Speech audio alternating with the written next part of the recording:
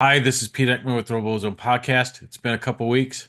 That's what happens with robotics. You get sick, and you guys wouldn't even known who I was last week when I was talking. So we skipped a week. Now we're past week zero. So with that, let's get to some introductions. Jake, you're first. Jake, lead mentor, Team Hollywood, 7211. And so tired you can't remember your last name. Oh yeah. It's real. Don, you're up next. Hey, Don Ridge, lead mentor, FRC Team 1506, Metal Muscle. So before I hit the record button, we were joking that we've known each other a while. So first is always about stories, right? Everyone has stories about first. So me and Jake were rookies together, 7211 and 7056, my other team. Were rookies together. We had some knockout dragouts who was one or two that year for that who could do the vault the best. And Right. now look at us. I don't know how many it's been like 6 years, right? Jake? 8. 8. Okay, holy Wow. crap. Maybe I have been at this longer than 10 years. And I've known Don Ridge since I was on 70 and 494. So Yeah. that long. But you know, that's not what we're here to talk about. We're here to talk about Reefscape. So, Jake, tell us where the team is right now. 7211. Tell us what you're doing right now. Right now, just working on path planners, autonomouses right now, tweaking the prototype bot, working on a comp bot. I mean, we're in a week 2. We're going to be at Kettering too with Don. And, it's just it's coming up quick, and you lose track of your time real easy. So, Especially if you're not a um, week one. What if you're a week one right now? You're like sweating bullets. I'm talking, right, 3 days yeah. away. So But besides that, t-shirts are hopefully going to get here in time, and all the usual things that come with this limited build season. So, limited build season, it's the same. We don't even yep. have a bag. This isn't even bag day kind of stuff. Can you imagine if we were on There's bag day? I miss Oh, Bag yeah. Day. you missed bag day, Tyler, Don? I my do. son actually posted in our Discord a week back and said Happy Bag Day, and all the kids had no clue what he was talking about. Don's So, been at this so long how long have you done this now? My first year was 2015. The So that wonderful game that everybody loves. I hate that game. Don't talk about that game. That's a game that shall not be named on this podcast, anyways. Although the someone told me today, who is it? John Burdett, who I had on the podcast a couple weeks ago, said that when they are at week zero at your facility, and we'll get into it right there in Kettering, that the barge was just as bad as trying to see over the boxes when it was that game, and we Oh won't name. yes. So sight lines are a thing. Don, tell us how 1506 is doing. Tell us what you guys are doing right now. We thought we were doing really well until the end of week 0. So as usual, week 0 showed where all the flaws are, and we're in the middle of rebuilding some things, but it's all good. We'll Okay, we'll go with that. Maybe we'll dig into some more very cryptic information there. Yeah, Um, well, if watch week 0, you'll see what happened to I us. did watch week zero. I didn't watch all of it though. Is there a certain point in week zero I need to watch? Well, our very first match, our elevator Cattywampus? looked like one of them abstract paintings. hey, Well, it went all like the way this. up. Yeah, it Yeah, went all the way up and then stayed there. but that's what week zero is all about. So let's talk about week zero. Okay, you guys competed, not competed, more of let's say smoke testing your robots Yes. and not smoking the motors. I'm talking about smoke testing, just uh, technology term. Um, so Jake, tell us a little bit about what you learned from Kettering in week zero. I mean, we love going to Kettering week 0. Like you said, it kind of shows you what needs to be done with the robot, what's working, what's not, what you need to address. We were lucky enough to make it to both sessions on Sunday. The robot survived most of it. Um, Fortunately, it was a mechanical failure, so for once I can say it was programming's fault. um, we actually our SD corrupted in the Robo Rio, Okay. which took us out for the last couple of matches. So we just called it a day. But um, things we learned: sight lines are horrible. If you're in that middle position, good luck. You're not seeing anything past that reef. Um, that barge, it's low. Like just standing next to it, you're gonna hit your head Really? trying to get anywhere close to it. Yeah, Okay. it is literally like 5 foot at the bottom of it. You know, you got to duck. You got to get underneath that. I even have the Um, duck. uh, but you know, my kind of takeaways from just observing what's going on is uh, like the barge. Like everybody's like throwing that algae up into the barge. That's going to be easy. Almost every one of them bounced out, right? So your people are definitely going to have to learn a backspin or where the sweet spot is in that barge before you get too many to stay up there. So and those algae's bouncing around on that field, they'll wreak havoc. They'll get in the way every time. So um, the other thing is those corals, they are unforgiving. They don't care what's in your robot, where it is in your robot. You try to take that elevator up and that coral's in the wrong spot, it will destroy your elevator. So, I, we resemble that remark. yeah, yeah. So, I mean, there's a couple pictures out there, some big gouges taking out those corals, but we're dealing with PVC, right? Yep. Schedule 40, 4-inch PVC. It's made to take the abuse of construction and you know plumbing and it's a circle. It's strong. So we had several instances where it got jammed in our elevator and we bent something, or it you know got our encoders so far off that we couldn't do anything with that, and we had to just go to a floor game. So protect your robots. Those coral will find their way into that gap and land on your electric panel. So, Number one thing I told to, when I watched Kettering Week Zero is, wow, how many coral got stuck in robots and the velocity at which they were coming out of your guys' robots to hit the bottom piece. I'm like, we got to shield everything. You got to shield the motors. You got to you got to shield everything. So we're working on that right now. That's what I learned. Don, what did you learn from Kettering Week Zero? Well, we went into week zero knowing we had some issues with our elevator, but and we kind of they were known issues that we were going into it that we didn't have time to fix before week zero. And sure enough, every single issue we thought we had and a few more reared its ugly head, which was always good.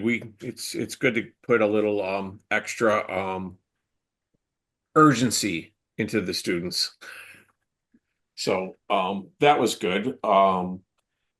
We found um, we found weaknesses in all parts of our robot, which some we knew, most we knew, some we didn't.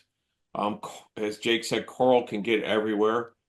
Very first match, Coral slid in underneath our elevator, and then the driver didn't see it and pulled the elevator down right on top of it and whacked out the elevator, bent one of the horizontal pieces, and we were at that point we knew we had to rebuild our elevator before week two. So what I hear is make sure you have extra elevator pieces ready. Y- yes. Yeah. Extra elevator pieces. Yes. We had some rookie mistakes with rope passage, which we shouldn't have had, but we did. We got through that though. Kids rallied around that and got that fixed rather quickly. They got a good taste of what competition's going to be like and getting the robot fixed and get it turned around for quick turns. Putting algae, shooting algae up into the barge. you We made thought one. it was going to be easier than it actually was. We managed to do it twice. We thought we were better suited to do that than we actually were. So we found that weakness, which was good to find. We've already got a fix implemented for that. And then our elevator exploded on one of our last, well, it wasn't our last match of the day, but it became our last match of the day. As we were going to put the algae up into the barge, our elevator gearbox ate the down spring and the down rope and locked the elevator up and left us hanging on the barge. I will go ahead. I'll have to watch that piece. I did not watch all of it, but now that you've got me interested, I will go back and watch everything. Yeah, Just to so that would have been a fun large amount of penalties. So what about the cage? What about the cages swinging? Did you guys see anyone go on the other side of the field and see the velocity at which those cages swing? Because I know in our practice we have a almost to spec because we built one a cage and they're pretty heavy. A But did you? light a light breeze seems to make those cages move. They move really easy, and once they start swinging, they rarely stop. I agree. Yeah, I saw a couple people, just run right into them, trying to get through them, Okay, trying.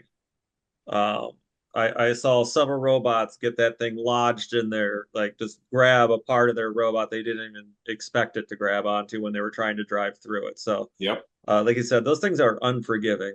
We ended up getting a couple from Andy Mark just so that we had as close to official as possible. I try to grab two coral poles, that way we have actual field items when we're testing on our field. But yeah, those things they'll bend your robot if you get hit by them right. Um, Knock you around pretty good. We did go down and play defense once, return the favor for Engine Nerds since they came and played defense on us at RA3D. Uh, but just a little fun down there. But like I said, if you're at that center station, you're not going to see what's going on down there. So, okay. um, Yeah, I'm but not yeah, so sh yeah, sorry, Jake. I'm not so sure if it was people didn't want to test or didn't have their climbers ready, but I don't remember many climbs happening at all on the cages at 0 week. I yeah. know there were several attempts, very few successful.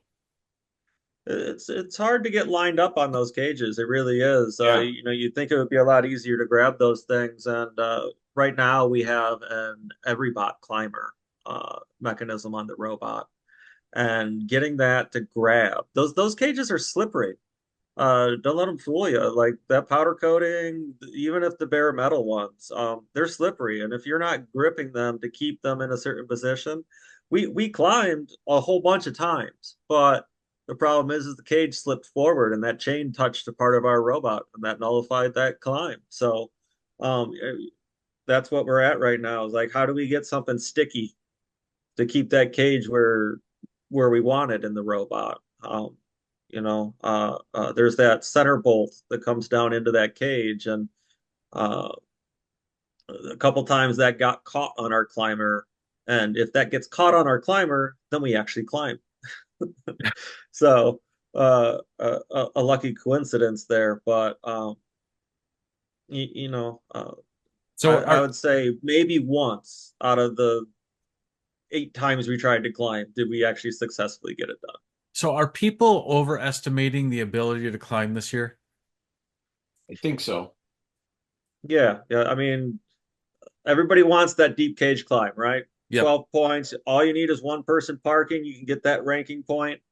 Um, and it's the challenge, right? It looks simple. We got that every bot climber. It looks simple. Um, I warn the kids. I'm like, if you can't get it working 100%, then it makes more sense to go for a high cage climb Yeah. Yep. with a climber in a box. It's simple to switch out on the robot. It gets you the 6 points. If you got that other alliance that gets you that other 6 points, then you can still get to that ranking point. So, I mean, Yeah, and you don't have to worry about the chain interacting with your robot that way either, right? yeah, Right. So Yeah, it's maybe that's a good cheat. I know people may watch this and don't know what I'm talking about when I say cheesecake. That's an old term, right? But that climber in a box is cheesecake. You slap it on it, and for week one, week two event, and at least climb the shallow climb. The deep and the shallow Deep, always throws shallow, me off. It's not upper. Yeah, intuitive. Plus, if you could actually do a climber in a box that just goes up and through the center hole and does some magic where it just, captures it and you pull yourself up, you're good to go. Your center of gravity doesn't have to be that precise that way either. So, No, and you touch the cage. I mean, you just barely bump into the cage, it goes swinging. So it's just spinning. th you have to find a certain speed as to which you approach that thing, and you've got one shot. huh, You've got one shot to grab it. interesting. Otherwise, yeah, the last, it'll be interesting to see if there's any, last 3 second climbs happening. Right, right. And the safer bet may be a shallow climb, like you said, Jake, just for week one, week two, and then see what happens. And then if your second event, you more focus on that thing for your second event. I'm Yeah. gonna Yeah. I'm gonna text my other coach as soon as I'm done. Here. So like we went to the RI 3D. We're fortunate enough to actually be able to win that event this year. It was awesome. But we took an every bot, sorry, a kit bot.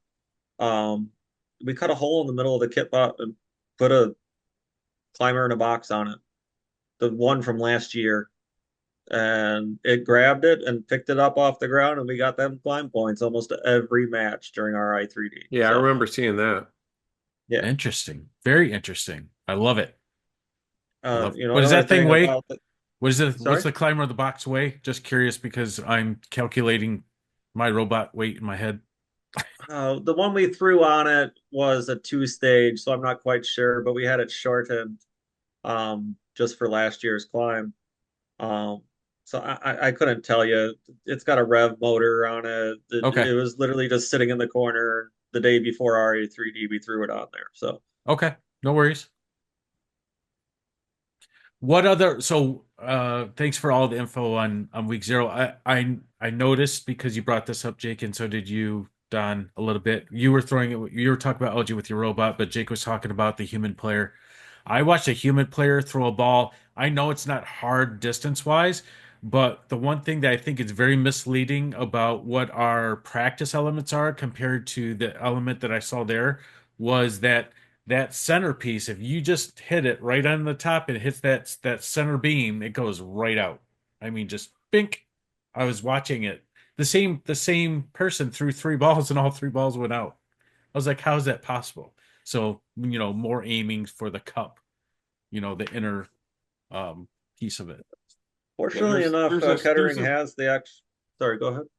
yeah, there's an art to getting it in there, and I think, like you said, Jake backspin would help, but we were having a little luck hitting it, throwing it far enough so it hits off the far bar and then bounces back into the net. Oh, interesting. Yeah, because they do have that large panel at the end of it. You can kind of use that as a deflector. Like a Yeah. It's nice that backboard. Kettering. Yeah. Yes. It's nice that Kettering had that full barge at week zero. It's a perfect example, like you were saying, Pete. That wooden model that they give you to build, you got a 4x4 down the middle of it. Where on an actual field, you've got a 1 foot wide truss underneath of it, and that net is laying on that truss. Correct.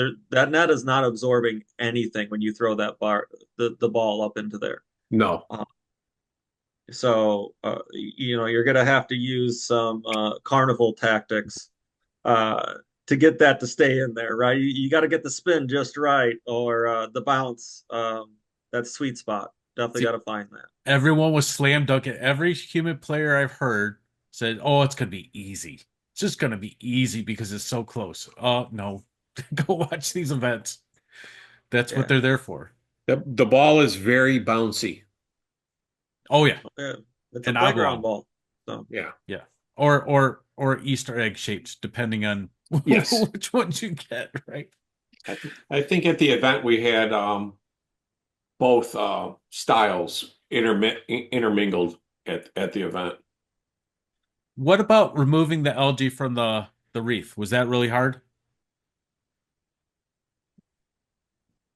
No, No. I No, don't not think really. no. I They mean, came a out lot pretty of the easy. times we accidentally knocked them out. Don, you were saying? They came out pretty easy. Okay. What about placing coral? Is placing coral easier than we thought it was? Or what you thought it was? We had better luck Uh, doing it autonomously than we did teleop, yeah. which is Driver's practice? yeah. So again, it's back to the sight lines. You've got to have somebody who's got some excellent depth perception and some good, good spatial orientation to pick out of all those reefs where that one is, and is your robot lined up properly. We're now hopefully moving to something more automated. Okay. Using vision, I'm assuming, Yes, of some type. Okay. yes. We got That's those. it gets sticky there. That's where the high resource teams and low resource teams, that's where the big, difference is. Not everyone can afford a limelight at $400 a piece, right? I'm just saying. Especially not the new fours, Don. They're nice. I'm There's still the running 3Gs from last year, so I'm using a 3. So oh, yeah. okay. Well, I donated some twos to the Ferris States RI3D team, so Oh, well, You can have you gone and changed the lens in the three? no. I didn't even know that was a thing till you just said it. It's a thing. Okay. I'll have to look it up. See, you guys are giving me more stuff to research. I'm not going to get any sleep tonight. Try to edit this thing. Um, yeah. Jake, if you want to donate, I know a low resource team that's always willing to take stuff.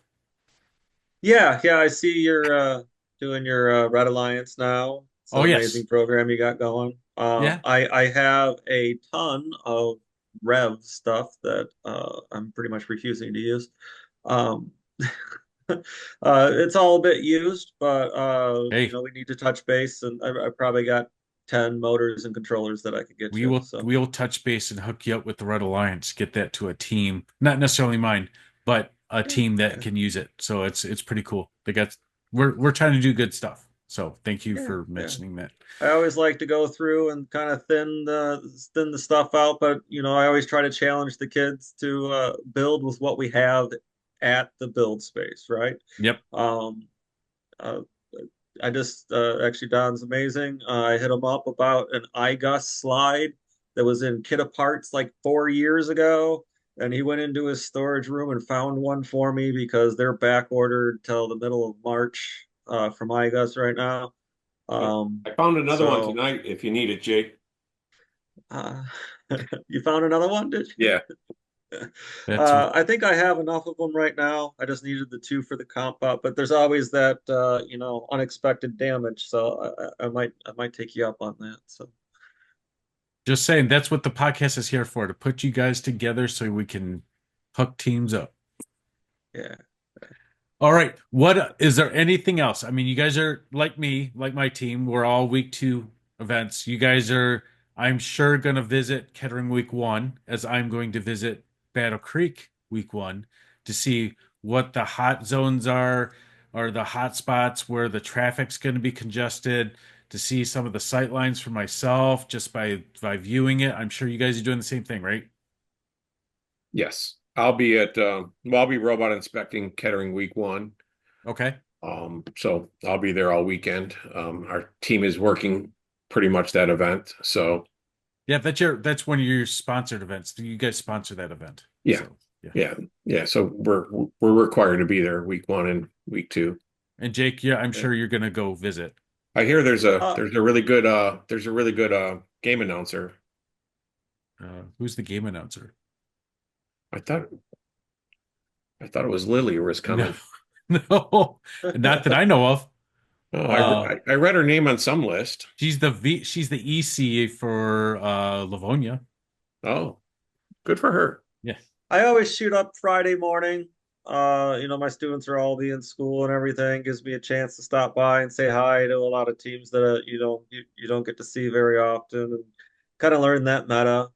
There's always some type of strategy you haven't thought of that you're going to see while you're there, or um, even watching the Israel comp that just finished up today. I mean, what is it? 238 is the high score now, or something like Oh, that. crap. It's crazy. Really? Yeah, yeah, yeah. Let me guess, Orbit, 1690.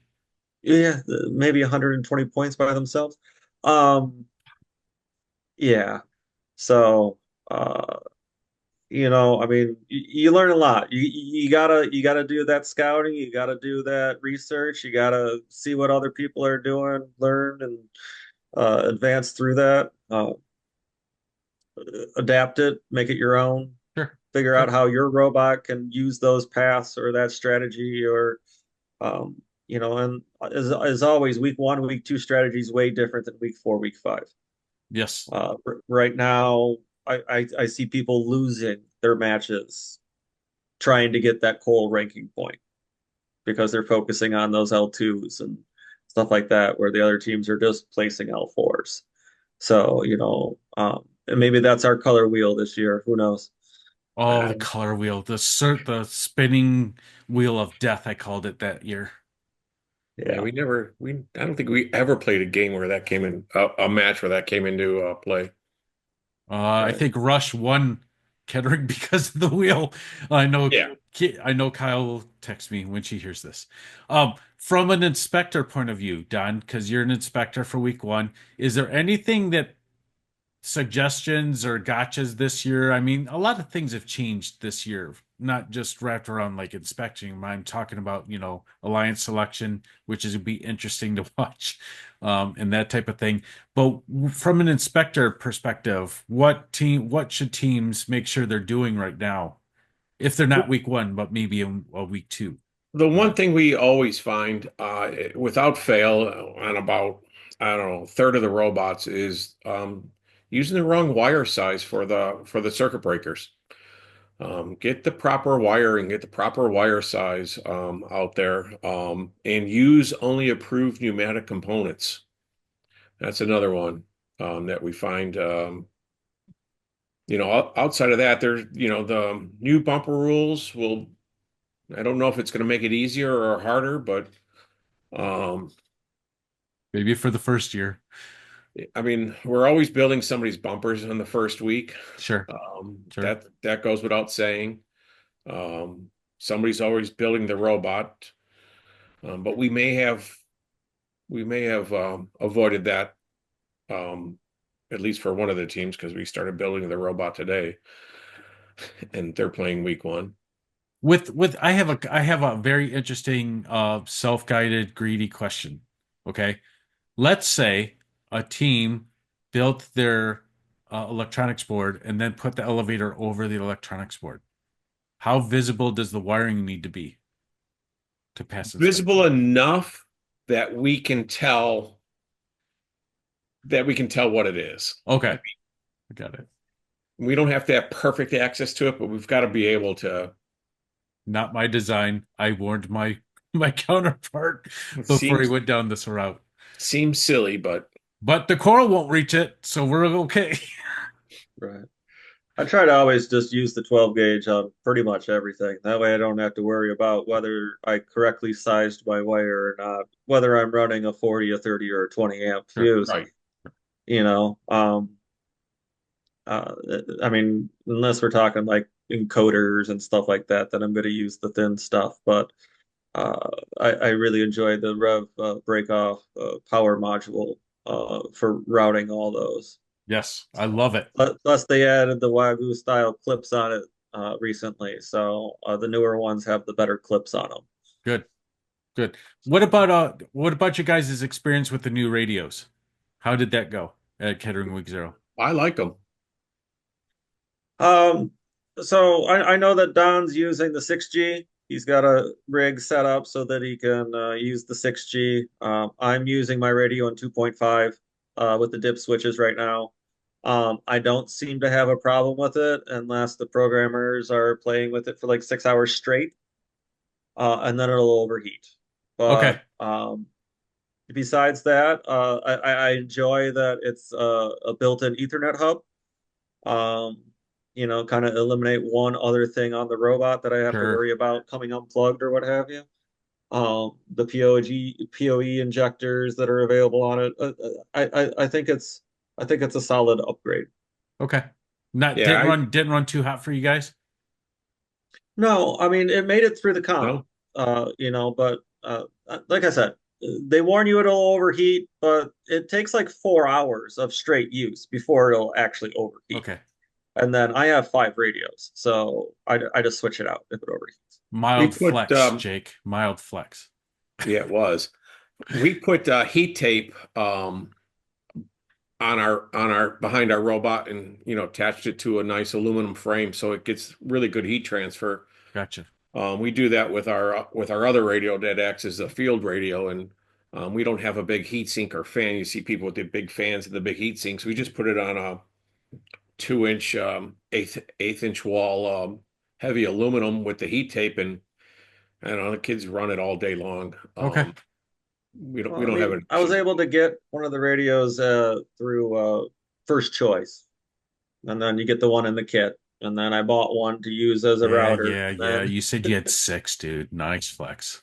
I have Don's five. flexing with his limelights and you're flexing with your radios. I got it.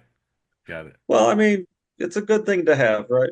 Yes. Yes. Especially I going mean, forward. my first interaction with them was at Rainbow Rumble, Okay. um, and they worked well. I really enjoyed it. We didn't have to worry about too much traffic. 6G doesn't exist out there, so nobody's phone's going to be messing with it. There's that capability of actually using hotspots. Technically, I don't know what the rules are. I My new haven't looked phone at the has rules. 6G, Oh, okay. Wi-Fi 6. It has Wi-Fi 6 on I'm nice. still waiting for that TH113 router to be government approved, so we don't have to use the radio. But it. That was my mild flex, is that I have Wi-Fi 6 on my phone. yeah, there you go. But not on my robot. It's fine. All right, guys. If we've been at it for half an hour, it's it's getting late tonight. But I want to thank you guys for coming aboard always. I know I can always count on you guys. And you guys just did week 0. So I wanted to find out some hot takes on that. I think you provided some great information on that. So, Jake, tell us again who you are and how we follow your team. Jake Hawley, head mentor, 7211, Team Hollywood. And Don, how do we follow your team? Yeah, Don Ridge, Metal Muscle 1506. We're on Facebook and Instagram. Just Google 1506 and you'll probably find us. That's the hot take. Thanks, guys, for coming aboard tonight. Take Always good care. to see you.